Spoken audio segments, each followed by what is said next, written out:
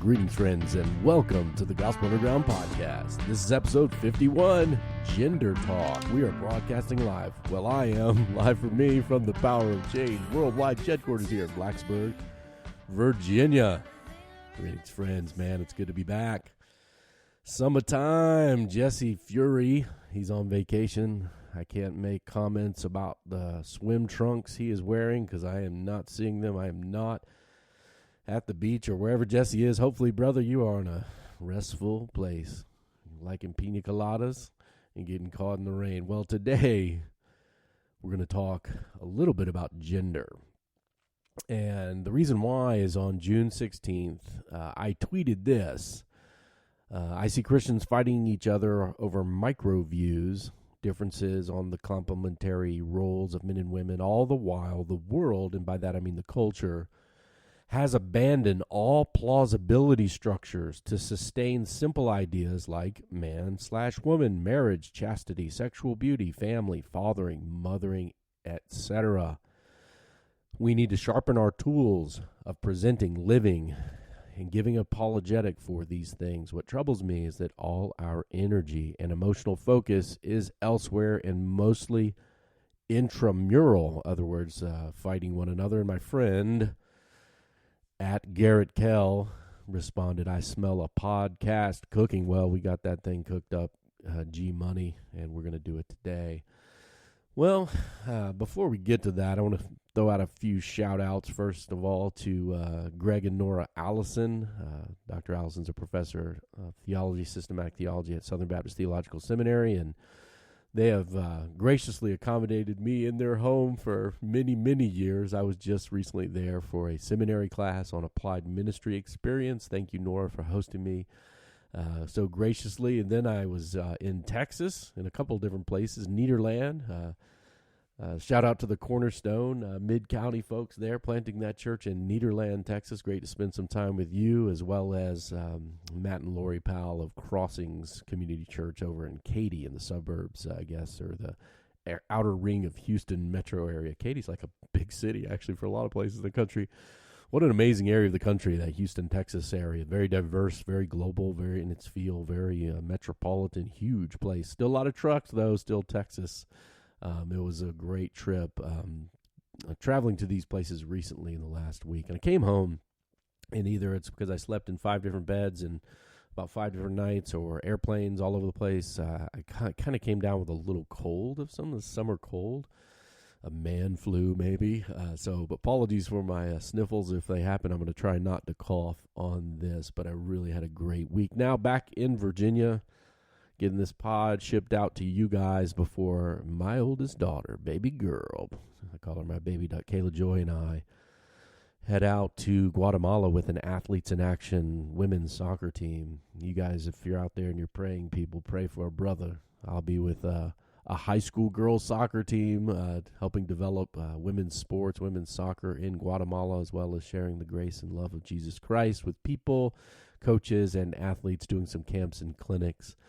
And it is an all-female squad. The team, the leadership team, the coaches, everybody except me, man. I'm rolling out. I told them I feel like I'm going to be the mascot, and one of the leaders said, well, maybe like the team dad. I'll take it. Well, before we get to our main topic today, we do have a little reviewish for you, and we have my brother Michael Vaughn hooking us up with this. We're not that into it, so sit right back. It's time for Reviewish. We talk books and tech and movies and things, but don't care enough to write anything. It's not a review. We're not that into it, so sit right down. It's time for Reviewish. Well, the Reviewish section today does indeed connect to something you've heard from me, and maybe if you follow me on social media, you may have seen recently. My brother gave me a red box smoker, so I've smoked some ribs, some Boston butts, pork shoulders, rib roast, and last night I reverse sear smoked some ribeye steaks. Now, I can't smoke meat so often because it's expensive. I got to save up my pennies, man, to be able to smoke some good food. You know what I'm saying? I can't, and you shouldn't eat too much meat, apparently, according to my good friends. Particularly my good friend Joy Finks, Falzone up there in New Jersey, trying to hello Whole Foods on Instagram, trying to look out for my diet. Thank you for that. But when you do smoke premium select meats from time to time, you need to have a good thermometer. Now, some people say, I don't use thermometers, I just go by feel. Well, the pros, the professional barbecue peoples, they go by temps. They check their temps on their outside, their inside the meat, in the smoker. They care what temperatures are. And if you're doing steaks, unless you want to ruin them, like my friend Willie Pyle does, he wants his well done, medium well burnt steak. If you don't want that, you don't want to overcook it, and so you're going to need a good thermometer. Now, you can get some at most kitchen and stores and hardware stores, maybe by brands like Weber. But I want to recommend a brand that I found, and then my brother seconded the recommendation, and he knows what he's talking about. A company called ThermoWorks. Thermo, Thermo, Works, WRKS.com. And for me, I bought the ThermoWorks Blue Dot Thermometer. It is a Bluetooth-enabled meat thermometer. You put that joint right inside your steak. You put a smoker on a certain temperature. You walk away. It'll beep your phone when it gets close to your temperatures where you want like a nice rare or medium rare. You take it off. Sear it hot on the sides after you smoke some ribeyes. That's what I did. ThermoWorks. You want a good thermometer, man, get that. They have something called the ThermoWorks Pen. I think it's called a pen. It's like a quick 2 to 3 second read thermometer. Best in the industry, apparently. I was hoping to get it for Father's Day, but I didn't. But I'm not bitter about that. I'm just glad I have kids that love me. You know what I'm saying? But the Thermo Pen, hopefully be in my future. But now I got that Blue Dot. I put it in there, let it sit for a long time, and make sure we got our temperatures right. Man, that's our reviews for today. Now on to something a little bit more hot. Episode 51, Gender Talk. What I mean by that? Well, as I mentioned, my tweet was in reference to some recent complementarian combat going on within certain types of Christians that believe, right, all these folks believe men and women have certain roles in the home and the church together, that men and women are distinct and different. But there's all this energy going into battling certain views about the scope and range of men and women in the church, so to speak. And so lots of tweeting, lots of energy, lots of fighting, lots of aghast faces, lots of outrage, lots of Twitter beef fodder that you might expect. And the thing that's ironic to me and what I tweeted for, to be quite honest, was the second part that said, all the while the world or the broader culture, right, has abandoned all plausibility structures. Now, I'll get into what that means here in a moment. That make the sustaining of simple ideas like a man or a woman are different, right? Distinct. They're not just socially constructed. That marriage and chastity, sexual beauty, what our sexual powers are meant for, family, fathering, mother. We've abandoned beliefs that make these things even possible. Plausibility structure comes from a sociologist of religion named Peter Berger. And in his writings, he said that, there's certain beliefs. You may, how do Christians believe that stuff? Or how do Mormons believe that stuff? Or how do, whoever it is, believe that stuff? Well, he talks about plausibility structures. There's certain family structures or life structures or certain beliefs that make other beliefs possible to believe. Let me give you a simple example. If, say, belief A is the truth that God exists, right? That is a necessary belief to make belief B, God raised Jesus Christ from the dead, even plausible, right? So if you don't believe in God, if you were raised kind of in an atheistic educational system, maybe say like in Eastern Europe, communist countries were in the 1900s, if you don't believe in God, you certainly cannot, it's not plausible, it's not possible for you to believe that God raised Jesus from the dead, right? But if you do believe in God, the resurrection is at least plausible, possibility to be investigated with, some objectivity. I'll never forget being in the Czech Republic. Was over there with a group of athletes, mainly from the Ivy League, and we were kind of traveling through the summer at the Olympic Training Center in the Czech Republic, training in our sports, and then also doing some teaching and work in Christian apologetics, Christian thought and how to thoughtfully engage people who have different beliefs than we do. And I'll never forget talking to one of the Czech volleyball guys, a coach, I believe. We were up in this sports bar that was in the Olympic Training Center. And, if say, for instance, you start out with, hey, God, God loves you. And the answer is, God, we don't believe in God. God loving you is not going to make sense to someone who doesn't yet believe in God. And so certain beliefs make other beliefs plausible, at least possible. But if you don't have those plausibility structures, sometimes other beliefs seem impossible for people. So, for instance, in our society, think about it, friends. In our society, there are people, many times in academia, right, or in certain cultural influential places, that think, right, that a man and woman are not real categories, but they are actually socially constructed things only. Now, you might think, well, of course, there's biology, right? We all believe in male and female biology as real categories. Well, apparently not.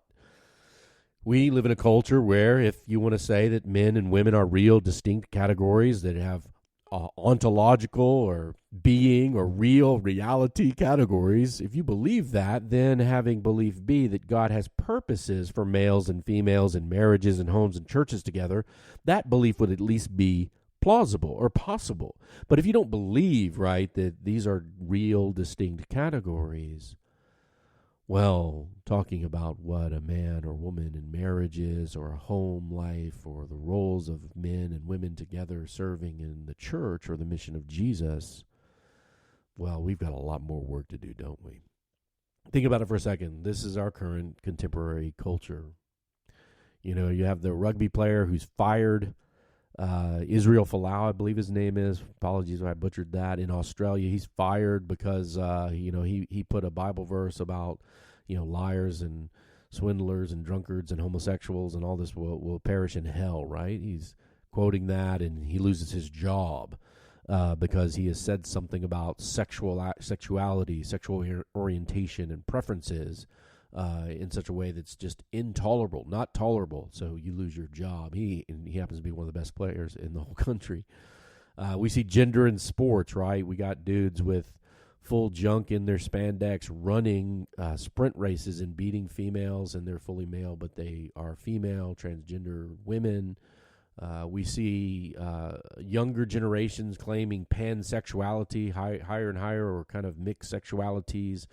On sexuality campaigns, we got craziness of how sexual aggression or sexual predatory behavior in our culture, Me Too, Church Too, is happening.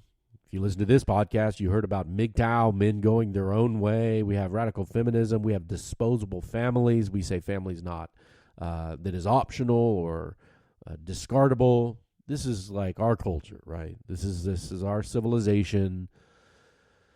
Current beliefs. Now, how do we sustain such radicalness?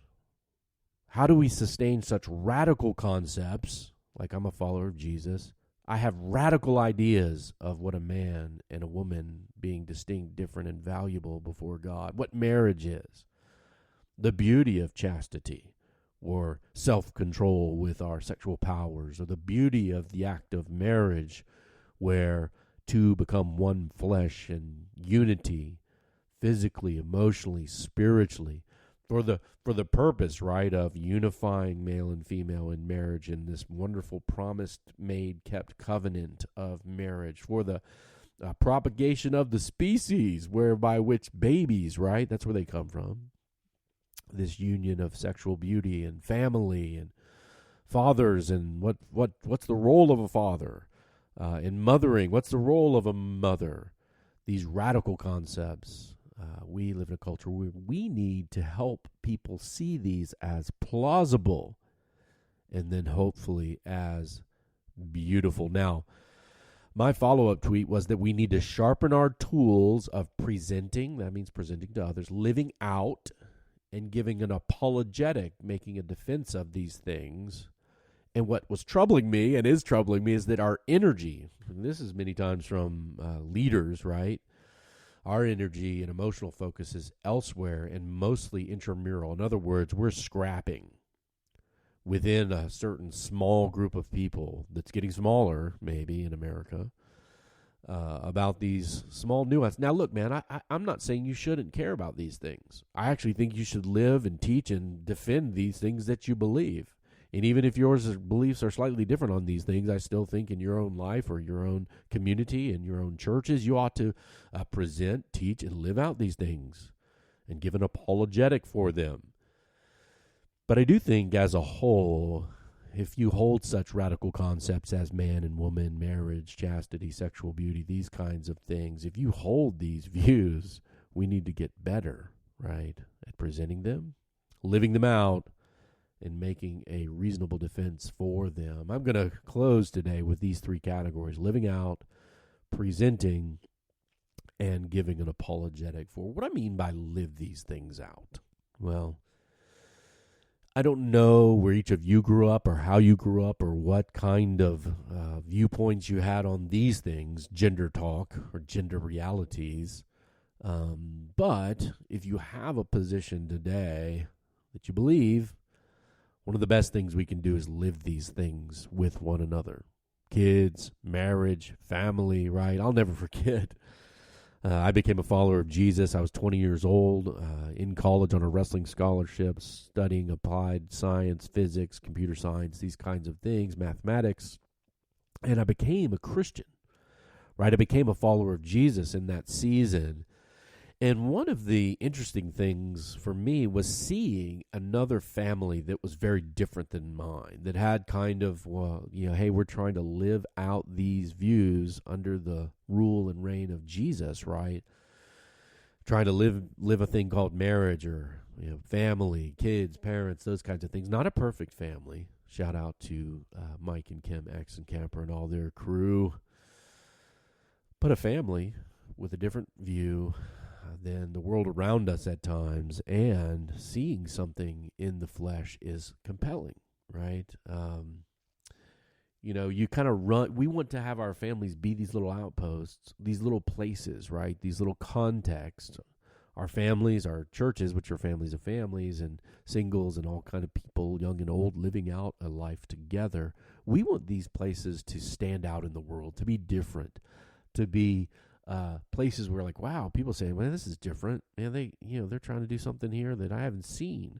Even a place to find refuge and love and compassion from one another. So we want to have these things seen in the world. Well, live your singleness in a certain way. Live your with your bodies in a certain way. Live out a commitment to be a husband or be a wife in a certain way, with the way you mother and father children, be according to your precepts, oh God, right? That we might have a living picture of something beautiful. When we think about it, this indeed is what God intended. Both single people, married people together as a covenant family with God as Father, living out something different in the world. Live it out, friends. Well, presenting. Now, what I mean by presenting is that when someone asks you for your views on something, well, what do you think about transgender athletes? You can send them to the Gospel Underground podcast. No, I'm just kidding. What do you think about homosexuality? What do you think about pansexuality? What do you think about genderqueer? What do you think about this or that? Well, let me just quote Admiral Akbar from Star Wars, Episode 4, New Hope. If somebody asks us a blunt question, we need to think in our mind, it's a trap. In other words, many times there's nothing you really can say unless you conform to the orthodoxy that's being demanded by you from your questioner, right? What do you think about this? Why does God not accept gay people? You answer that bluntly with a short answer, an answer without any context. That's a trap, friends.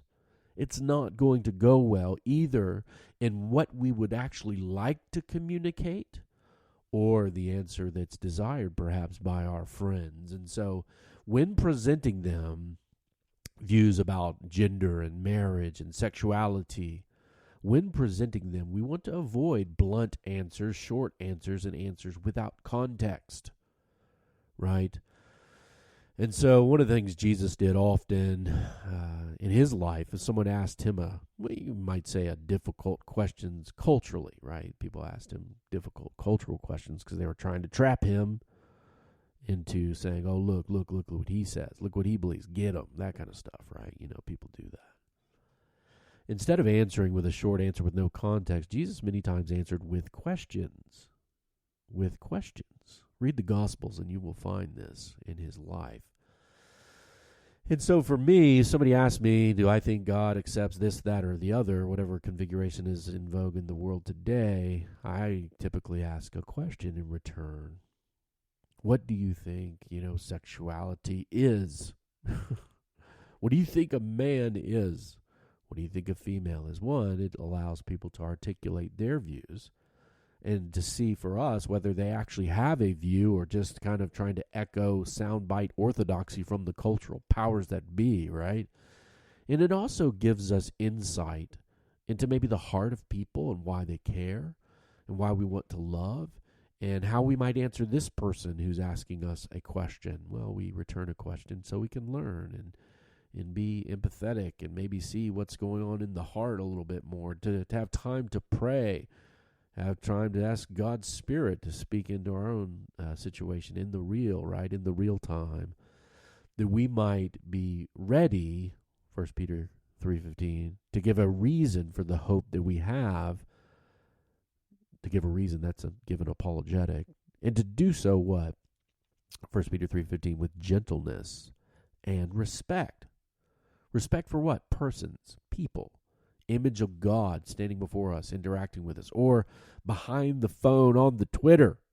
There is image of God behind that, friends. Most of the time, right? We see that.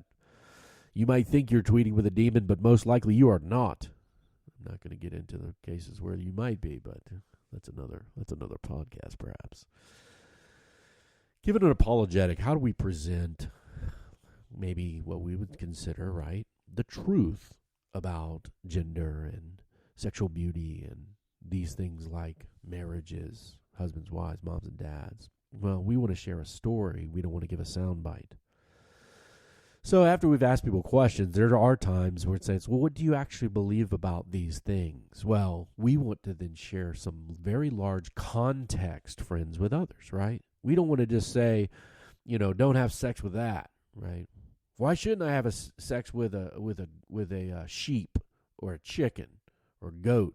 Well, that's nasty. Well, let's share the beautiful biblical story of creation, community, and complements of one another in this life. God created everything, particularly male and female in image and likeness. This means that we have a certain capacity, emotion, intellect, will to fulfill a certain role to represent the rule and reign of God on the earth. And we do that in community, in context, male and female together, same image of God, different, right?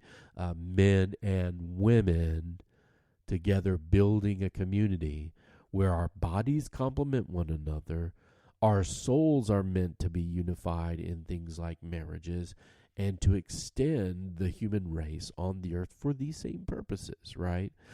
In the biblical story, in that what God gives us, there's no war between married people and single people. There's no battle of the sexes where men and women are in this battle for power and resources and press clippings or something like that, man. No way. There's a co-heirs of the gracious gift of life, men and women together in homes, in churches, in communities. One of the things that I felt was beautiful when I became a Christian was to see that relationships can have a roadmap. Now, not exhaustively. Like, there's no instruction in the Bible for how to, fight about, whether or not I should have spent that much money last night on ribeye steaks, right? There's no roadmap for that, but there are biblical principles for how we should love and serve one another, how we should interact, how we should truth tell, how we should repent of our own sins. I did not repent of buying those ribeyes. Don't think it was sinful. how we should engage one another in relationship, and even particular relationships, right? Friendships, marriages, families. And if a relationship has a roadmap, we have someone who we can follow, the designer of the relationship, the ordainer of the marriage covenant, for example. And that for me, being a husband, I got married in what today's world would say is young. I was 23 years old. Now, whether that was young or old, that's a cultural question, right, for getting married. But, most people would say 23 is getting married young. My wife skipped like a grade in elementary school. She didn't go to college as many years as I did, so she was very young when we got married. She was 21 years old. Now, for us, knowing that relationship was ordained by God, designed by God, and purposed by God for His reality, His purposes in the world, was a great, great help to us. When the little babies came home and they, you're like, okay, Mr. Police Officer, can you see if I installed my car seat correctly? Well, that's a nerve-wracking moment, is it not, moms and dads? Yes, you did. Put a little foam here. It'll make it better. All right, good. Got to buckle them in, throw them in the car. You just had a baby. Take that baby home. Is there a roadmap? Well, the gospel says there is. That those little boys, little girls have a purpose for God's kingdom, and that we raise them in the discipline and instruction that He gives.